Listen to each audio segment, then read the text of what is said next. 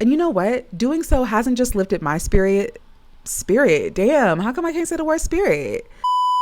This is how to make personal branding less cringe and more creative. So I've talked to or with hundreds of first-time entrepreneurs or creative people who want to be more intentional about showing up online, but they have an ick for personal branding. And I wanted to drop a couple of tips that don't have nothing to do with how to hack the algorithm or figure out social media best practices and have everything to do with getting you more comfortable showing up frequently on camera. The first tip is to create a life that you actually like, so that documenting it doesn't feel like such a hassle. Let's be very clear. I don't mean that you need to wait until your life fits this description of perfection before you start showing up and making yourself known to your online audience. I mean that you need to create a daily lifestyle that you like something about, that you're actually interested in. That could be beautifying your daily life, so actually doing something with intention that makes your daily environment a more aesthetic place to be. And people say aesthetic like it's a bad word nowadays. Just because we've been exposed to a lot of content creators who have raised the bar so high on what their content and environment looks and feels like, that it's actually turned some people off and it makes it feel less attainable.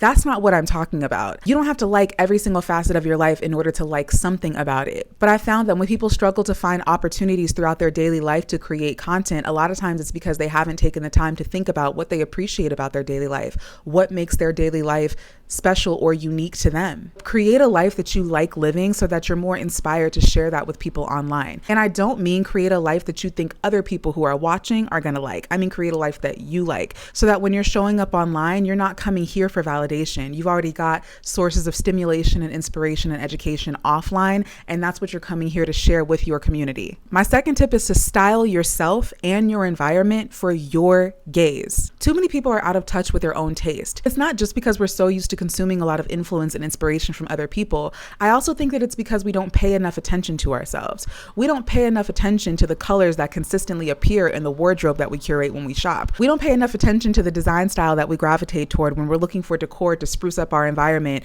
or accessorize our workspace. I think that if we get in the habit of paying attention to what we're naturally drawn to, what our eye is drawn to, ways that we use visual language on a regular basis to share messages about who we are and what we like, it's a lot easier to discover your personal brand and create content that is a reflection of your personal style when you actually take note of what makes up your personal style. For example, it's winter right now. It's cold. It's rainy. I made a conscious decision to start incorporating more vivid color into my wardrobe to counterbalance some of the effects of the weather on my mood and my spirit. Doing so hasn't just lifted my spirit, but it's also given a distinct look and feel to my content. And so now when I'm looking at my feed on TikTok or Instagram, those pops of color that I incorporated into my wardrobe are giving a little bit of a color palette and a mood to my content. That's the kind of thing that happens when you pay attention to your own taste and start showing up more intentionally in that taste all the time. And the third tip is to observe trends, but don't unconsciously absorb them. The more that people show up on these platforms with an intention to grow a larger audience or sell a product or get brand deals, the more you're going to encounter advice on how to best utilize these platforms. Some of that advice is really, really good, especially if you're not naturally a more strategic thinker and you do need that kind of guidance